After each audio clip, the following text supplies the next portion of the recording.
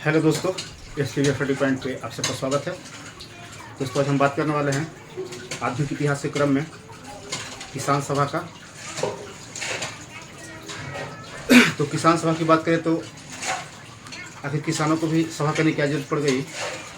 तो जब अंग्रेज आए थे तो हम लोगों ने देखा कि एक व्यापारी के रूप में अंग्रेज आए थे और देखते ही देखते वो यहाँ कंपनी भी स्थापित किए और कंपनी स्थापित करने के बाद जगह जगह फैक्ट्री भी स्थापित किए, जिसमें जैसे आपको कोलकाता में स्थापित किया था, सूरत में स्थापित किया, मछलीपट्टनम मद्रास में स्थापित किया, इत्यादि कई जगहों पर स्थापित किया कंपनी।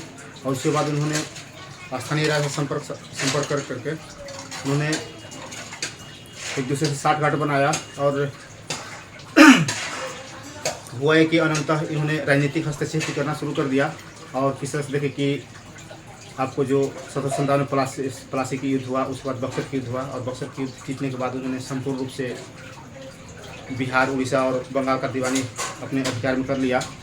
और फिर कई तरह के इन्होंने टैक्स लगाया और कई तरह की इन्होंने व्यवस्था ऐसा स्थापित किया जो किसानों को शोषित करने वाला था। अनंत आप कह सकते हैं किसानों की दुर्दशा ही था। जैसे आप देखें कि परमानेंट सेटलमेंट जो लाया गया था कर्नवाली से सन 1793 में, उसके बाद आपको रैतवाड़ी लाया गया, उसके बाद आपको महलवाड़ी लाया गया। जितना भी अंग्रेज कानून लाया, जो भी जितना इन्होंने टैक्स जो नियम लाया था किसानों के प्रति कि हम फायदा आपको दिखाएंगे, मगर कुछ हुआ नहीं। अंततः किसानों की हालत और दिन पर दिन गंभीर होती गई। तो जब आपका 20वीं सदी प्रारंभ हुआ, उसके बाद बहुत सारे जगह किसान लोग अपना आवाज़ उठाने लगे। ठीक उसी में से एक अवध यूपी था। सर्वप्रथम यूपी में किसान सभा की स्थापना की, यूपी किसान सभा का, और उसके बाद अवध किसान सभा का स्थापना की गई। और देखते हैं 3-4-5 प्रमुख रूप से हैं। तो आइए इसको डिटेल में समझते हैं। आप जब भी किसान सभा पढ़े तो आप डेट वाइज याद रखिए। डेट वाइज याद करिएगा तो आपको कन्फर्म याद हो जाएगा और एग्जाम में आपको बहुत कम कन्फ्यूजन होगा। तो पहला हमने बताया कि 1918 में हुआ, दूसरा आपका 1920 में, तीसरा आपका हुआ 1927 और चौथा 1928 हुआ, और एक हुआ 1936 में जो अखिल भारतीय किसान सभा हुआ। जो जितना भी 4 किसान सभा थे उसको संयुक्त रूप से एक जगह करके आपको अखिल भारतीय किसान सभा की स्थापना लखनऊ में किया गया था। तो 1918 में बात करें तो यहाँ पे आपका यूपी किसान सभा की स्थापना हुई थी। यूपी किसान सभा की स्थापना हुई थी, जिसमें प्रमुख रूप से 3 व्यक्ति जुड़े हुए थे। इंद्रनारायण त्रिवेदी,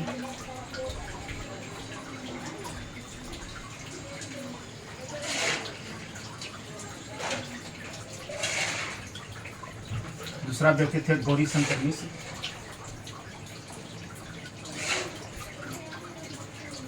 और तीसरा थे आपका मदन मोहन मालवीय, जो फेमस व्यक्ति थे उस टाइम। ये 3 व्यक्ति ने मिलकर के यूपी किसान सभा की स्थापना की 1918 में। इसी को देखा देखिए एक महाराष्ट्र से आए थे, बाबा रामचंद्र उनका नाम था। उन्होंने 1920 ईस्वी में अवध के क्षेत्रों में अवध किसान सभा की स्थापना की। इसकी स्थापना का श्रेय आपका बाबा रामचंद्र को जाता है। बाबा रामचंद्र जो महाराष्ट्र के रहने वाले थे और इनको किसान से काफ़ी लगाव था और किसान के बारे में इन्होंने बहुत नज़दीक से इनका दुख और पीड़ा समझते थे। इसलिए महाराष्ट्र से आकर उन्होंने अवध के क्षेत्रों में एक अवध किसान सभा की स्थापना किए। और ये आपका क्वेश्चन पूछा हुआ है BPSC 68 जो हुआ था उसमें स्थिति पूछा है क्वेश्चन, ये अवध किसान सभा की स्थापना किसने किए थे? तो बाबा रामचंद्र ने किए थे 1920 में। इसके बाद 2 जगह हो चुकी थी यूपी किसान सभा, 2 किसान सभा की स्थापना हो चुकी थी, जिसमें था यूपी और दूसरा अवध था। इसी को देखा था कि बिहार में भी इसकी लहर दौड़ी और यहाँ भी किसान सभा स्थापित करने का निर्णय लिया गया। तो यहाँ पे ही आपको बिहार प्रांतीय किसान सभा की स्थापना 1927 में किया गया। तो बिहार प्रांतीय किसान सभा की स्थापना 1927 में किया गया और इसका स्थापना का श्रेय जाता है सहजानंद सरस्वती को। सहजानंद सरस्वती को जाता है।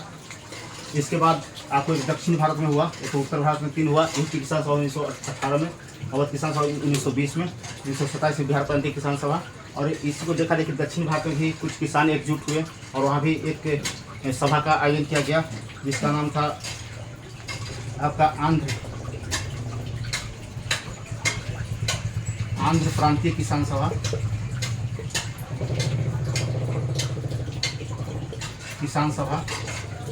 इसकी स्थापना एनजी रंगा किए थे। एनजी रंगा। तो आपका डायरेक्ट क्वेश्चन पूछता है कि जो आंध्र प्रांतीय किसान सभा की स्थापना, जो सभा की स्थापना हुआ था किनके द्वारा किया गया था, तो एनजी रंगा द्वारा किया गया था। और कब किया था, 1928 में किया गया था। अब देख रहे हैं कि उत्तर भारत में 3 किसान सभा की स्थापना हो चुकी है और एक दक्षिण भारत में हो चुकी है। तो अब देखा देखी पूरे देश में एक लहर दौड़ी कि किसानों को मान सम्मान बढ़ाया जाए, उनकी मांग को पूरी किया जाए और जो उनका हक है उनको वास्तविक हक मिलना चाहिए। और अंग्रेजी जिस तरह से शोषण कर किसानों को, ये शोषण बंद होना चाहिए।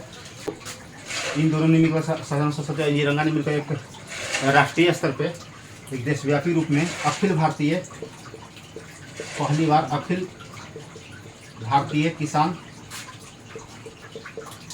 सभा की स्थापना की, जिसमें प्रमुख रूप से अगर अध्यक्ष पूछेगा किसने अध्यक्ष, यहाँ किसे अध्यक्ष बनाया गया, तो ये जो आपका बिहार प्रांतीय किसान सभा की स्थापना किए थे 1927 में, सदन सरस्वती, इन्हीं को यहाँ पे अध्यक्ष बनाया गया।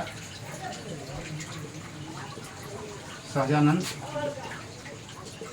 सरस्वती को। एवं महासचिव पूछेगा कि महासचिव, तो महासचिव एनजी रंगा को बनाया गया।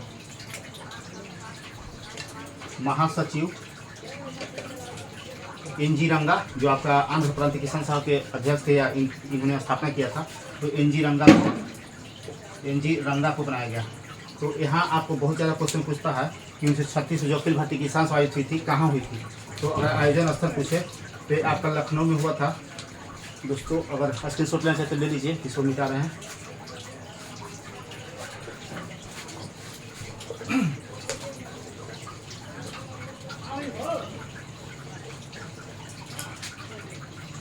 तो जो 1936 में अखिल भारतीय किसान सभा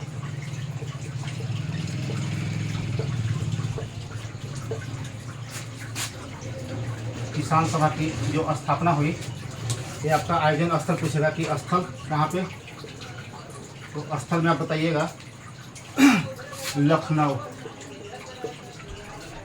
लखनऊ में आयोजित की गई। और यहाँ पे अध्यक्ष के रूप में स्वामी सहजानंद सरस्वती को चुना गया और महासचिव के रूप में, या आप कह सकते हैं कि दक्षिण भारत से एक रखना था, इसलिए एनजी रंगा को चुना गया, जो आंध्र प्रांतीय किसान सभा जो 28 में स्थापित किए थे, इनके द्वारा किया गया था, एनजी रंगा द्वारा। इसके बाद देश की आज़ादी मिली 1947 में। इसके बाद भारत में बहुत जगह देखा गया कि एक जमींदारी प्रथा थी, वो प्रचलन में थी। जैसे जमींदारी प्रथा वह सुने होंगे, नाम था विनोबा भावे का नाम सुने होंगे। इन्होंने एक आंदोलन चलाया था जिसको भूदान आंदोलन के नाम से हम लोग जानते हैं। तो भूदान आंदोलन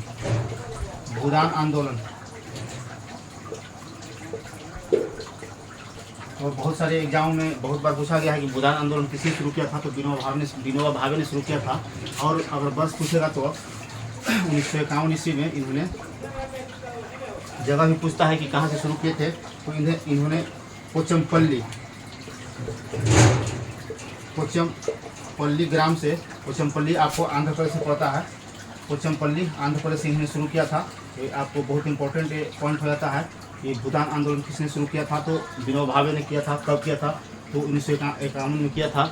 और इन्होंने, उनके प्रयासों से करीब उस टाइम पूरे देश में सैकड़ों एकड़ जमीन को दान दिया गया और भूदान आंदोलन सफल हुआ था इनका। तो याद रखिएगा, विनोबा भावे द्वारा भूदान आंदोलन शुरू किया गया था, जो पोचमपल्ली जिला आंध्र प्रदेश शुरू किया गया था। तो इस प्रकार से किसान सभा ख़त्म होता है और बहुत ज़्यादा टफ नहीं है। एक दो बार देखिएगा और देखने के बाद ऑब्जेक्टिव बनाइएगा, आपको बहुत अच्छा समझ में, बहुत अच्छा स्कोर आएगा। और तो इसको एक बार और दोहरा लेते हैं ताकि आप लोग को लंबे समय तक याद रहे। बस कुछ नहीं, आपको वर्ष याद रखना है कि जैसे प्रथम शुरुआत हुआ 1918 में यूपी किसान सभा, यूपी किसान सभा था, जिन्होंने मुख्य रूप से 3 व्यक्ति थे। आपका इंद्रनारायण त्रिवेदी थे, गौरी शंकर मिश्र थे, मदन मोहन मालवीय थे। इसके बाद 1920 में आता है आपका जो बाबा रामचंद्र थे, जो महाराष्ट्र से आए थे और उन्होंने अवध के क्षेत्रों में किसान को एकजुट किया, किसान सभा की स्थापना किए, अवध किसान सभा की। उसके बाद देखा देखी बिहार में शुरू हुई और 1927 में बिहार में शुरू हुई, जिसमें मुख्य रूप से सहारनपुर सरस्वती ने शुरू किए थे। उसके बाद 1928 में शुरू हुआ जो आंध्र प्रांतीय किसान सभा की, जिसकी स्थापना का श्रेय एन जी रंगा को जाता है। उसके बाद जो चार जगह हुए, इसके बाद मुख्य रूप से एक अखिल राष्ट्रीय स्तर पे, यानी कि अखिल भारतीय किसान सभा की स्थापना हुई, जो 1936 ईस्वी में हुआ और उसमें मुख्य रूप से लखनऊ में उसका आयोजन हुआ था, जिससे मुख्य रूप से जो सहजानंद सरस्वती, जो बिहार प्रांतीय किसान सभा की स्थापना 1927 में की थे, उनको अध्यक्ष बनाया गया और महासचिव के रूप में 1928 में आंध्र प्रांतीय किसान सभा की जो स्थापक थे, उनको महासचिव के रूप में एन जी रंगा को बनाया गया। इसके बाद हम तक सफल हुआ है इनका। और इसके बाद एक आते हैं विनोबा भावे, जो 1951 ईस्वी में भूदान आंदोलन शुरू करते हैं, जो पोचमपल्ली जिला आंध्र प्रदेश से शुरू करते हैं और उनके प्रयासों से लगभग 100 एकड़ जमीन को भूदान दान दिया गया था और इनका सफल रहा था। इसीलिए इन्हें आप सुने होंगे कि इनका रेवेन्यू मिनिस्टर से पुरस्कार मिला था। तो उम्मीद करते हैं बेहतर रूप में आपको समझ आया होगा। अगर वीडियो अच्छा लगे तो लाइक, सब्सक्राइब और शेयर कीजिएगा। धन्यवाद।